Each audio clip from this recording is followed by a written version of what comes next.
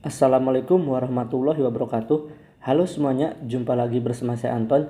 Di video ini kita masih membahas soal P3K keperawatan dan materi yang akan kita bahas adalah materi tentang stunting. Langsung saja kita ke pembahasan soal. Stunting merupakan kondisi gagal tumbuh pada anak balita akibat kekurangan gizi kronis sehingga anak lebih pendek dari seusianya. Hal ini disebabkan oleh faktor multidimensi. Berikut ini yang bukan termasuk faktor-faktor tersebut adalah A. Praktik pengasuhan tidak baik, B. Terbatasnya pelayanan kesehatan ANC, C. Kelainan kognital sejak bayi dalam kandungan, D. Kurangnya akses makanan bergizi, atau E. Kurangnya akses air bersih dan sanitasi. Jawabannya adalah yang C. Kelainan kognital sejak bayi dalam kandungan. Stunting disebabkan oleh faktor multidimensi sehingga penanganannya perlu dilakukan oleh multisektor. Berikut merupakan faktor-faktor tersebut. Yang pertama, praktek pengasuhan yang tidak baik. Yang kedua, terbatasnya layanan kesehatan termasuk layanan ANC atau antenatal care, postnatal, dan pembelajaran dini yang berkualitas. Yang ketiga, kurangnya akses ke makanan bergizi, dan yang keempat, kurangnya akses ke air bersih dan sanitasi. Soal berikutnya, berikut ini yang merupakan salah satu dari 3 komponen utama penanggulangan stunting adalah A. Kesehatan wanita sebelum hamil, B. Kesehatan wanita saat hamil, C. Kesehatan dan pemenuhan gizi wanita setelah melahirkan, D. Pola makan, atau E. Opsi A, B, dan C benar. 3 komponen utama penanggulangan stunting yaitu pola asuh, pola makan, dan air bersih. Jadi jawaban yang benar adalah yang D, pola makan. Soal berikutnya, untuk mewujudkan tumbuh kembang anak yang maksimal, disusunlah 5 pilar penanggulangan stunting berikut, kecuali A. Komitmen dan visi pimpinan tertinggi, B. Kampanye nasional berfokus pada pemahaman perubahan perilaku, komitmen politik, dan akuntabilitas, C. Mendorong kebijakan nutritional food security, D. Intervensi spesifik gizi seimbang, atau E. Pemantauan dan evaluasi.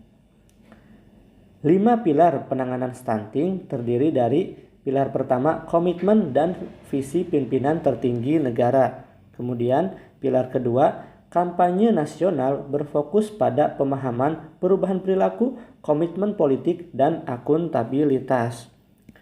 Kampanye atau pilar ketiga adalah konvergensi, koordinasi, dan konsolidasi program nasional daerah dan masyarakat. Pilar keempat, mendorong kebijakan nutritional food security. Dan pilar yang kelima atau terakhir adalah pemantauan dan evaluasi.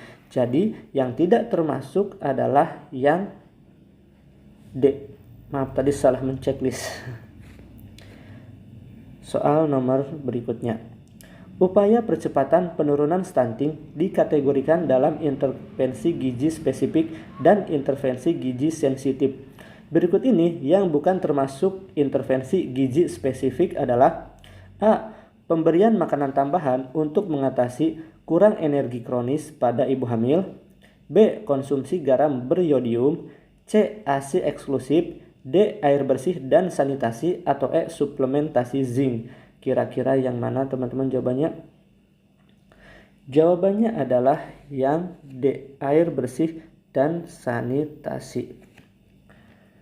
Jadi intervensi gizi spesifik adalah pemberian makanan tambahan untuk mengatasi kurang energi kronik pada ibu hamil, kemudian tablet tambah darah untuk anemia ibu hamil, konsumsi garam beriodium, ASI eksklusif, pemberian ASI sampai usia 2 tahun didampingi dengan MPASI yang adekuat, imunisasi, suplementasi zinc, kemudian fortifikasi zat besi ke dalam makanan, obat cacing, vitamin A, tata laksana gizi buruk, penanggulangan malaria, pencegahan dan pengobatan diare, kemudian yang terakhir adalah cuci tangan dengan benar. Jadi jawabannya adalah yang D.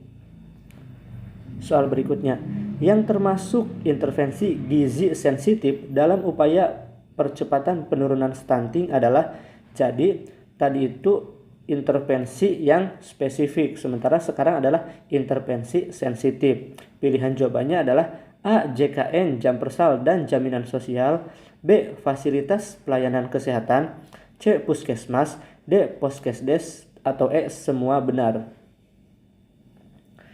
Jadi intervensi gizi sensitif adalah yang pertama air bersih dan sanitasi, kemudian yang kedua fortifikasi dan ketahanan pangan, kemudian akses kepada layanan kesehatan dan keluarga berencana, yang keempat JKN, jam persal dan jaminan sosial lainnya, kemudian yang kelima pendidikan pola asuh orang tua, kemudian yang keenam PAUD HI SDI DTK, yang ketujuh pendidikan gizi masyarakat, kedelapan edukasi kesehatan seksual dan reproduksi serta gizi pada remaja, kemudian yang kesembilan program padat karya tunai. Soal berikutnya, pada pilar kedua penanganan stunting, kampanye nasional dan perubahan perilaku bertujuan untuk A. meningkatkan pengetahuan masyarakat tentang definisi stunting, B. meningkatkan kesadaran dan pengetahuan masyarakat tentang penyebab stunting, C. meningkatkan kesadaran dan mengubah perilaku masyarakat untuk mencegah stunting di 1000 hari pertama kelahiran, D. meningkatkan pengetahuan masyarakat akan dampak dan bahaya stunting bagi tubuh kembang balita, atau E. semua benar. Kira-kira yang mana teman-teman jawabannya? Jawabannya adalah yang C. Jadi, pada pilar kedua penanganan stunting, yaitu kampanye nasional dan perubahan perilaku, bertujuan untuk meningkatkan kesadaran dan mengubah perilaku masyarakat untuk mencegah stunting di periode 1000 hari pertama kelahiran. Baik teman-teman, itu saja yang bisa saya sampaikan pada video ini. Semoga videonya bermanfaat dan semoga kita dimudahkan dalam menjalani ujian P3K nanti. Baik, saya pamit. Wassalamualaikum warahmatullahi wabarakatuh.